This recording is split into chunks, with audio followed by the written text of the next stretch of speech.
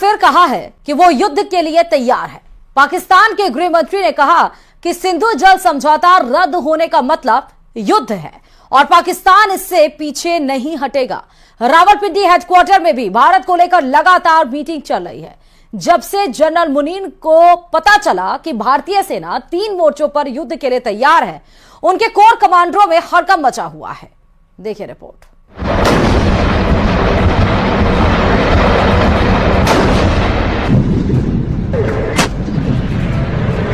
भारत के दुश्मनों को 3 तरफ से घेरा जा रहा है।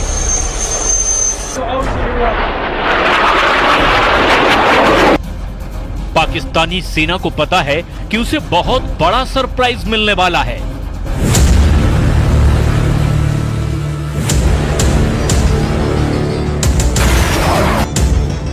क्योंकि पहलगाम में पाकिस्तान के आतंकियों ने जो किया उसकी माफी नहीं, सजा मिलेगी और वो भी सजाए मौत मिलेगी।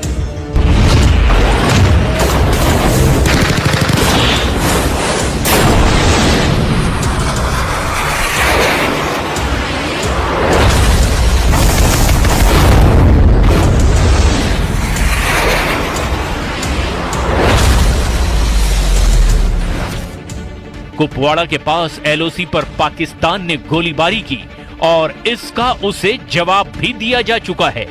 रिपोर्ट है कि अगर पाकिस्तान ने 600 गोलियां चलाई तो भारत ने इसके जवाब में 1300 राउंड फायर कर दिए।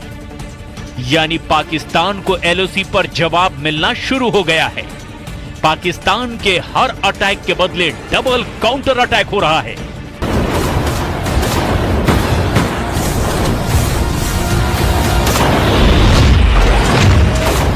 जमीन पर हो रहे एक्शन के बाद अब आसमान और समंदर में भारत के तेवर देख लीजिए, क्योंकि पहलगाम में हुए आतंकी हमले ने श्रीनगर और पठानकोट से लेकर अरब सागर तक बड़ा जाल बिछाना शुरू कर दिया है।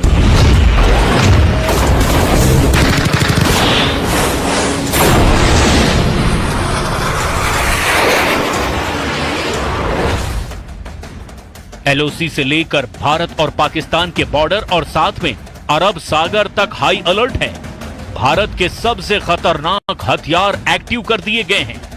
एलओसी पर भारत की फौज अलर्ट है। पंजाब और राजस्थान सेक्टर में बीएसएफ की कड़ी निगरानी है और S-400 जैसे तमाम एयर डिफेंस सिस्टम भी अब 24 घंटे एक्टिव कर दिए गए हैं। भारत की टैंक रेजिमेंट भी अखनूर से लेकर गुजरात तक वॉर मोड में आ चुकी है। इस वक्त एयरफोर्स में 2 जहाज बहुत एक्टिव हैं और वो हैं सुखोई 30 MKI और राफाल, जो भारत के फ्रंटलाइन फाइटर माने जाते हैं। इन सब के बीच बड़ी खबर यह है कि पाकिस्तान का पहलगाम वाला एजेंडा फेल हो चुका है। नौसेना ने अपनी फायर पावर दिखाकर बता दिया है कि जो पाकिस्तान चाहता है वो कभी नहीं होगा। कि पहलगाम में आतंकी हमला भारत को बांटने की साजिश थी, जो पूरी तरह से नाकाम हो चुकी है। आतंकियों ने देश को बांटने की जो कोशिश की वो 48 घंटे के अंदर ही फेल हो गई।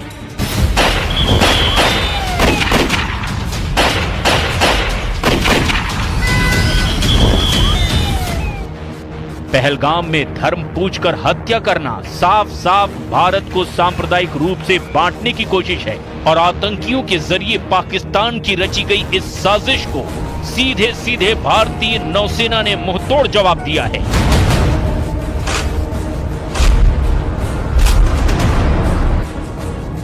नौसेना की ओर से सोशल मीडिया पर तस्वीरें जारी करके बताया गया कि एकता में शक्ति है।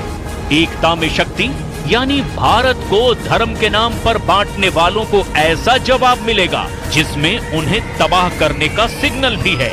इस तस्वीर में 5 डिस्ट्रॉयर हैं, 3 हैं विशाखापट्टनम क्लास और 2 हैं कोलकाता क्लास। ये दोनों तरह के डिस्ट्रॉयर भारतीय नौसेना के सबसे खतरनाक जंगी जहाज माने जाते हैं।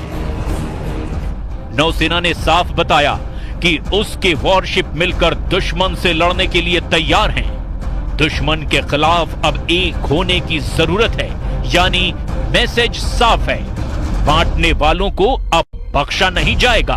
एक ही सफ में नौसेना के 5 जंगी जहाज। और इस फोटो के जरिए नौसेना ने अपनी रेंज और फायर पावर की एक छोटी सी झलक भी दिखाई है।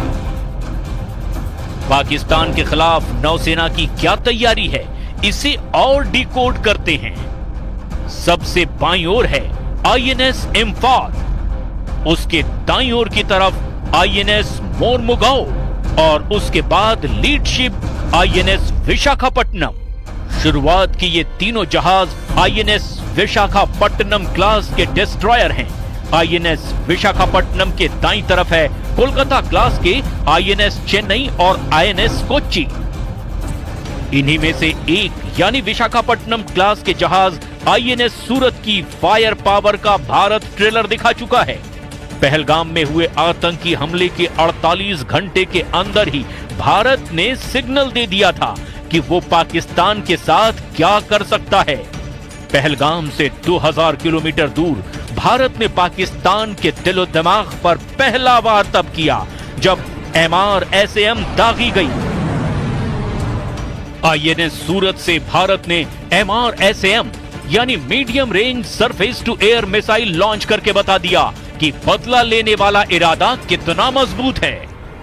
70 किलोमीटर तक आसमानी टारगेट को धमाके के साथ खत्म करने वाली इस मिसाइल ने अरब सागर में बड़ा सिग्नल दिया है।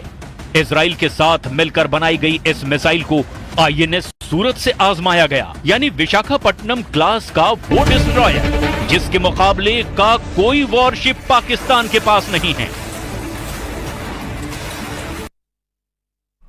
और पहलगाम में हुए बर्बर आतंकी हमले के बाद देश भर में आक्रोश का माहौल है। भारत के कड़े रुख को देखते हुए पाकिस्तान के हौसले पस्त हैं।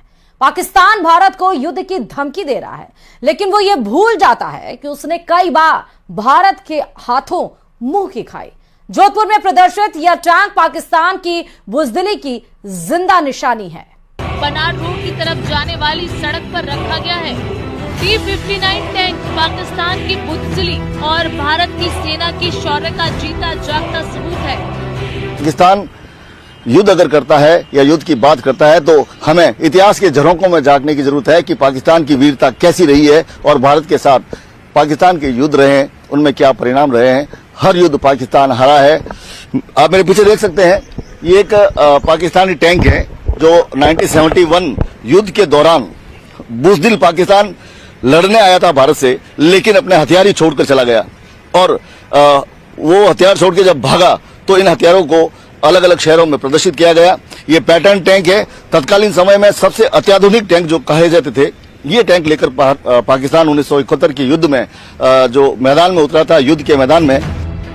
दरअसल इन टैंक को जोधपुर में लाने का श्रेय सलोड़ी निवासी जोराराम बिश्नोई को जाता है, जिन्होंने 1971 में पाकिस्तान सेना के 10 T-59 टैंक को अपने ट्रैक्टर की मदद से 13 दिन के अंदर युद्ध क्षेत्र से जोधपुर तक पहुंचाया था। युद्ध के बाद इन टैंकों को अलग अलग उद्देश्यों के लिए इस्तेमाल किया गया, जबकि कुछ को सैन्य संग्रहालयों में प्रदर्शित किया गया ताकि लोग युद्ध की स्मृति और भारतीय सैनिकों की बहादुरी को याद रख सके, जो 1971 के युद्ध में पाकिस्तान से जीते गए थे।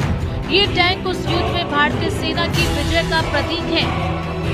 हाँ, बस 1971 में ये छोड़ के चले गए थे। वो कुछ नहीं, गिद्दड़ बम के है, उससे कुछ नहीं होने वाला है।